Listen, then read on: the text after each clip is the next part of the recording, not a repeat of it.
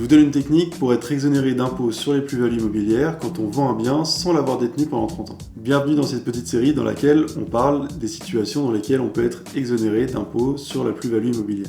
Et aujourd'hui, on parle d'une situation dans laquelle on peut être exonéré en totalité d'impôts sur la plus-value quand on vend un bien immobilier, quel que soit l'usage de ce bien. On a vu la dernière fois qu'on pouvait être exonéré quand on vendait un bien immobilier qui servait de résidence principale. Aujourd'hui, le sujet est assez proche puisque je vous parle de la situation dans laquelle on vend un bien immobilier pour financer l'achat de la résidence principale.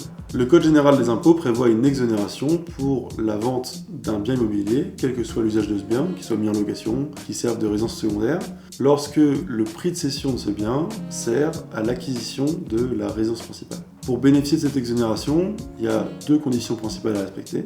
La première, c'est de servir du prix de vente pour construire ou acheter la résidence principale dans un délai de 2 ans suivant la vente. Et la seconde, qui est plus contraignante, c'est de ne pas avoir été propriétaire de sa résidence principale dans un délai de 4 ans qui précède la vente du bien. Donc si vous êtes propriétaire d'un bien immobilier et que vous souhaitez le vendre pour acheter un bien, sachez que si vous avez une plus-value importante sur ce bien, elle sera totalement exonérée si vous respectez les deux conditions que j'ai énoncées. Dans les prochaines vidéos, on parlera des autres situations dans lesquelles on peut être exonéré sur la plus-value de vente d'un bien immobilier, donc abonne-toi à la chaîne pour ne pas les manquer.